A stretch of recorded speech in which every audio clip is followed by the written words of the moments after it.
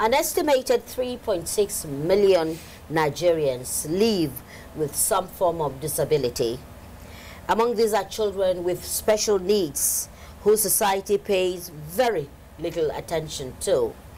They are, of course, very much part of us, and it is a known fact that they, in spite of any inhibiting conditions, congenital or acquired, also contribute their best to our society, as they have been known to do at special things: art, science, games.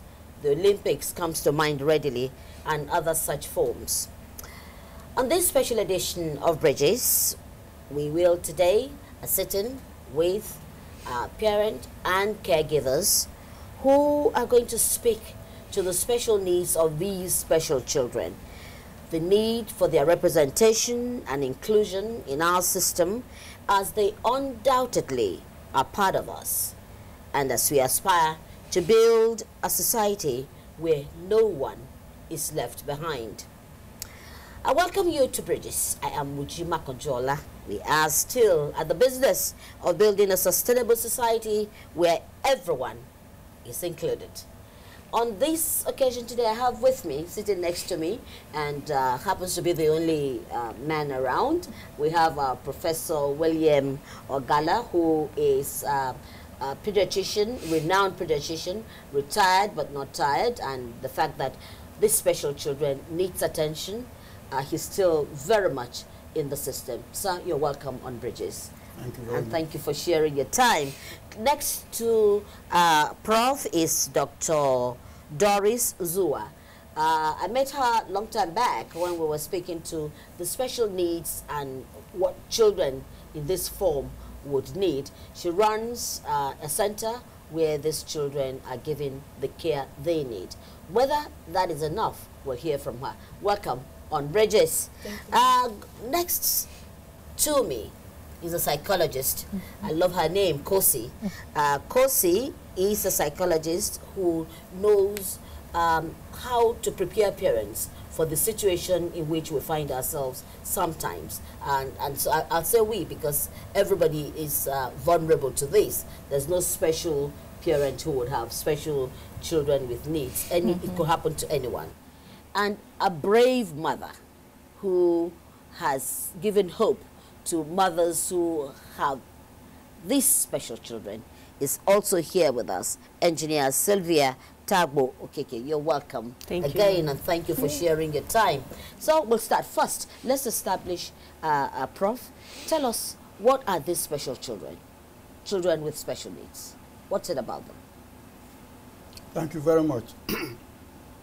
By way of a brief introduction to this discussion, I would like to say that when a child is born, two things immediately and simultaneously begin to happen to him or her. These are growth and development. When there is a noticeable delay or deviation or even total failure in any or both of these, growth, that is growth and development, which may be in the form of autism, ADHD, that is attention deficit hyperactive disorder, dyslexia, cerebral palsy, and others. 4 legitimate questions are always asked by the caregivers, who are most often the child's biological parents. These questions are: what caused this anomaly? Why and how did it occur? Second, can this child ever become normal by way of treatment? That is, what is the future outlook of this child? I'll stop you there, Prof. What is the future outlook of this child? We have established the fact that when some of the things that Prof has reeled out there happens, or you're noticing it in a child, then that child becomes a child with special needs. Let's go first to the parent. You have come out bravely to say to us that you have a child in that condition. When did you notice that? and why is it important for you to speak out to it and encourage other mothers? Okay. For me, as a parent, initially, I didn't know because my child didn't present the way children on the autism spectrum, they present. So what I would tell parents, get a checklist. You look at it, you can find it online. As a parent, do the checklist. Does the child have social skills? Does he have eye contact? Speech? And if there is any triggers, if there is no speech and he has others, go for a test. My child didn't have speech. The others checked out, he was okay. And I thought he would outgrow it. I had hope he would outgrow it until I was forced to go for a test. Can I say you were in denial? I was. Okay. I was. I have to be quite honest. I was in denial because I didn't, no parent wants to tell themselves, oh, my child has a problem. You have hope. No, he doesn't. She doesn't. No, until my case, I had a wake-up call. A friend of mine came with a daughter, and the daughter, same age as my son, and the daughter was way ahead in terms of speech, and I just had to tell myself, no, there is something wrong here. And I had to take that step. I had to tell myself the truth that, no, there is something wrong here. You need to take it a step further. And then I took him for a test, and the diagnosis came. So it's important that children, when you notice some of these defects, you quickly go to seek medical help. Yes. Now, okay, doctor, you do this. You run a center where you have children with this challenge. Tell us first the situation in Nigeria. Let's go there first. The situation in Nigeria is not encouraging at all. We have very few centers, and most of them are private centers that help these children with special needs. We have very limited governmental input, and because of that, that has made it very, very expensive. Sometimes when we even have help for those parents, they might not want to bring their children because of fear of segregation from others, discrimination, so they don't want to listen to you. And sometimes, even when you cancel them, they don't come back again because they don't want people to know they have a special needs child. So it's been quite difficult. Now, let's speak to our psychologist. How do you cope with this? What advice would you give the parents? Okay, usually, like she pointed out, denial is a major challenge for most parents.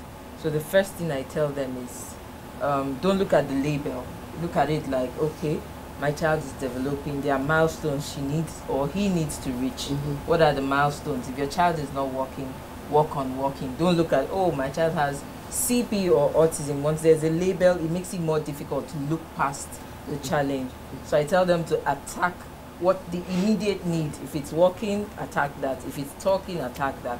But don't look at the label because it holds you down. So well, we're not looking at label. The reality has set up. Parents usually, you know, they maybe you're in a state of mind where you really can't say what next for the child. Now, we're looking at the child now. Let's look at the parents. What do we do here? Okay, for most parents, it's pick up your strength. You need the strength to move on. Work on yourself, because most parents break down at that point. They wallow in sympathy, they are drowning. It's like, what do I do next? Why me? Why me? You know, all the questions, and they are drowning basically. So the first thing is, I tell them, if you had a typical child, forget that the child has special needs. What would you do? Would you attack it? And the typical picture I give them, which I always share, is you have a child drowning. What do? Do you just jump into the river and drown with the child if you can't swim? Or do you try to get a rope and pull the child out? Most of them say they pull the child. I said, so that's the same thing that you apply to your child. It's time for you to look past the challenge, the pain, and usually we go through a series of what we call an emotional cognitive training or counseling session. So it's to build your emotional strength to get through that period, because it's a lifelong challenge. It's a lifelong challenge. So how have you been living with it? Well, it has been tough. Very, very. Like she said, you start drowning, and then you have to tell yourself, do I go under or do I come up? and swim out. And then swimming out, you take a rope, you extend it to your child and pull your child, try to pull your child out. And it's a battle because it's a rope, you're pulling your child out, and at times it's like you are getting to the shore and then your child pulls back and is back in the water again, and you have to start pulling back again. Every day is a battle. But one thing, you have to have hope as a parent. Hope. You have to think future, plan. Say, this is how I want my child to be in 2, 3, 4, 5 years as an adult. You might not hit that milestone, but you need that hope to be able to keep on going every day. Yeah. And, Doris, these children we have read have special talents, and these talents also they exhibit, but what do you see? Do caregivers, do we have caregivers who can actually be able to capture the special talents inherent in these children? Yes, ma'am. We call it servant skills. And when you look at those skills, compared to their peers, they are far ahead of others. For example, her son is an artist. He draws beautifully more than anybody I know. So caregivers, is the duty of the parents and the caregivers to identify the strength in this child that they've been working with. So if the child is so good in music, like one of the children that sang during our art exhibition, she crammed, within 10 minutes, she crammed the whole rhyming and the songs. I mean, that child can sing for Africa. There are some that can dance so well. Some of them that are even very hyperactive. Don't complain about the hyperactivity. Look at it as a strength and go for running, jumping, cycling. They can so we can build a bridge, yes, for Special Olympics. They can do so well. You can harness it. So caregivers can help the children. Parents can also help. Yeah.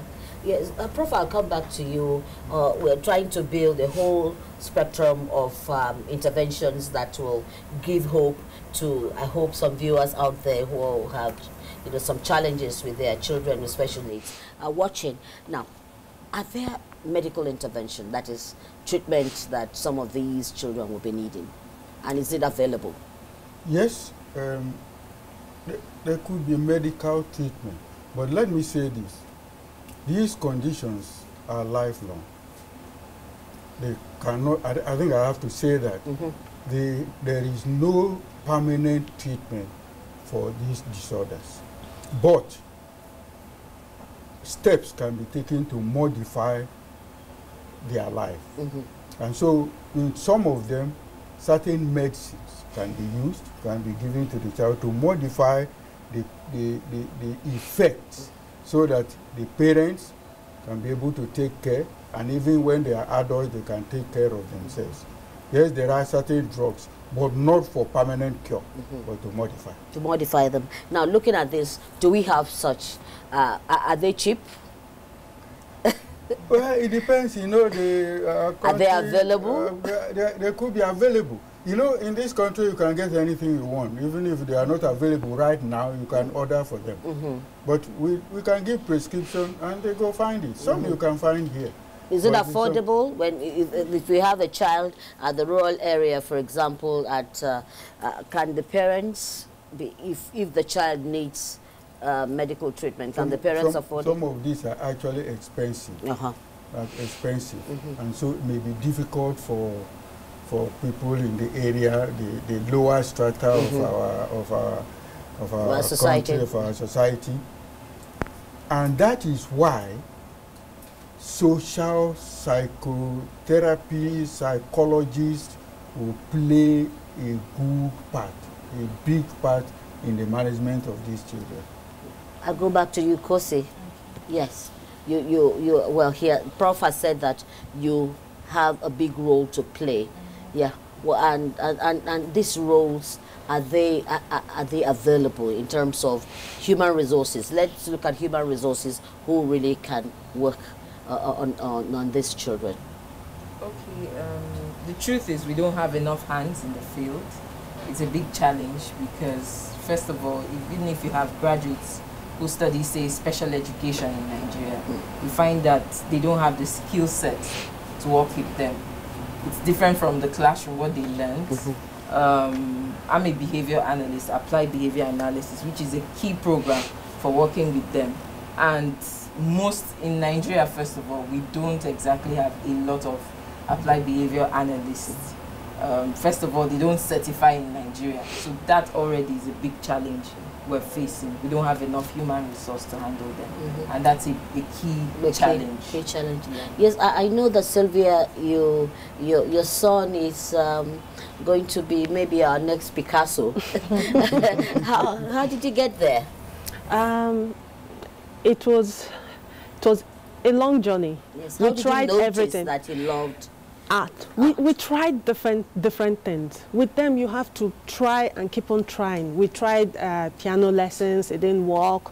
We tried a whole lot of things, and then we noticed that he liked drawing. He draws on papers, on walls, everywhere. And somebody came to the house and like, who did this?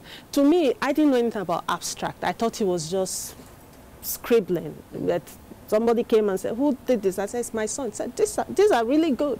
Why don't you put him in an art class? And that's how we got a lady, Kokab Farouk, and she took him in. We explained his condition, and she said, I'll work with him, and that's how. So going forward with this, you recall that we have a legislation that speaks to people with disability. Does these also mention these special children? After having gone through the paper, I noticed that neurodevelopmental disorders were not well captured, such as autism, attention deficit, hyperactive disorders, specific learning disabilities like dyslexia, dysgraphias. They were not properly captured. So most likely the children will be left out from there. And we don't want that to. We don't want them to be left out. They shouldn't be. Yes. Prof, would you assert the fact that these children can contribute to the growth and development of Nigeria? Yes.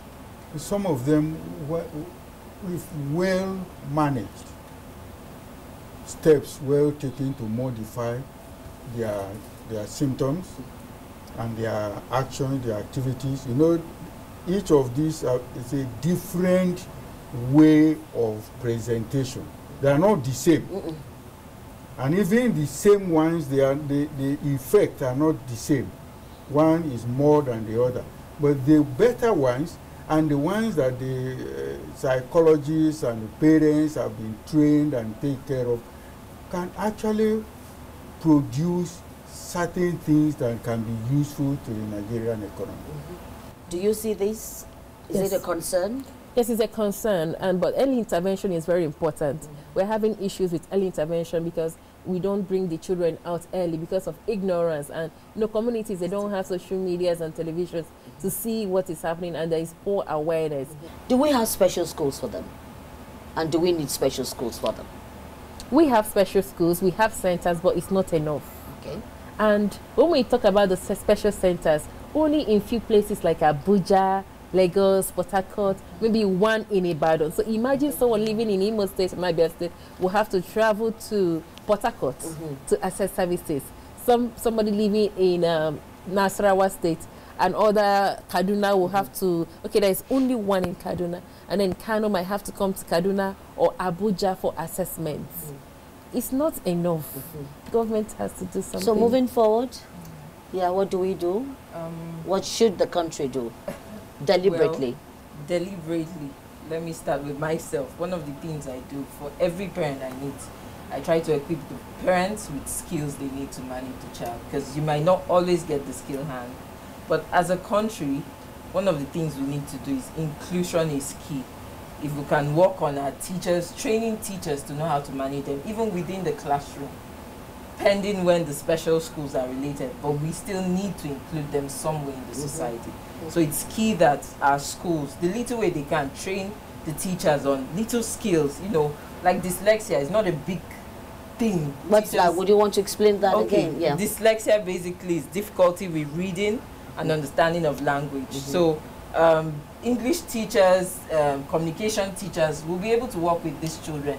You know that a child who has difficulty with learning, you just need that child to probably stay extra hours, break it down easier, make it more functional, more tangible. You don't have to, like writing on the board. You might need to use stones, papers, you know, our waste materials are always our biggest tools. Like Prof said, is a lifetime condition. It's not something that you can terminate, or you know, you live through it and all your life. Now, I'll still come back to Sylvia. How have you been able to cope this far? And you've given us a Picasso.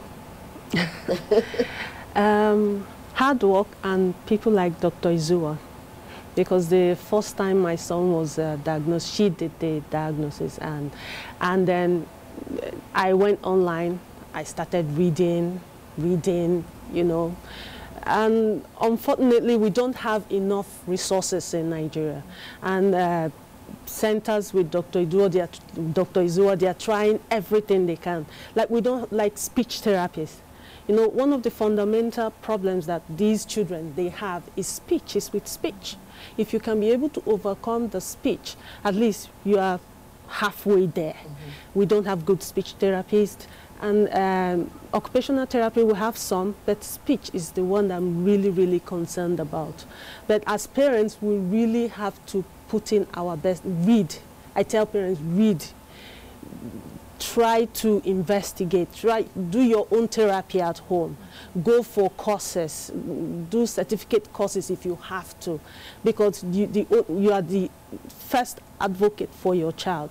And another thing I really want to hamper on here is acceptance, not by the parents, but by other people, family members especially, and friends and the society at large. So it's a collaborative effort dealing with these children. Prof, just one last word from you to encourage, maybe a lucky viewer is watching and is in that condition, not knowing what to do for that special child. Yeah, I would like to say this, that when an abnormality is noticed in a child, I advise parents that they should take that child to a hospital.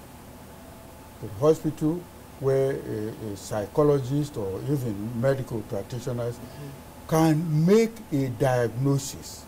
It is not everyone that is autism, as most people are saying. Not everyone that is autism. There is autism spectrum, there is ADHD, there is dyslexia, there is cerebral palsy. Now, why I'm saying that is that the management is not the same for all. For example, you won't give the drug that you give to ADHD to a cerebral palsy. Vice versa, you will not do that for the other one. So it needs to be, let it be diagnosed. Don't reject the child, please. They are nice people. Yeah, that is our payoff for this edition. Don't reject these children. They are part of us, and they also have their own that they can contribute to make Nigeria a better place. So inclusion, social inclusion, is what we are all saying today on Bridges, that these children should not be hidden.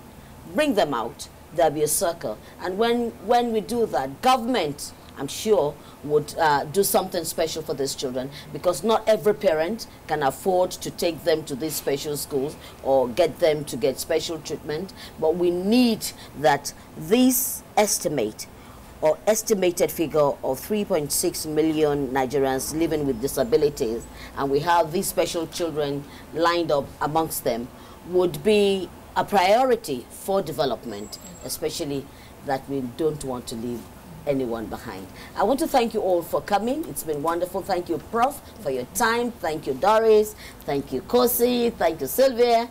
We'll be back again on Bridges, and we do hope that we'll be able to build a sustainable bridge that will look after everyone and everyone in this society. Thanks for watching. We'll be back on Bridges same time next week.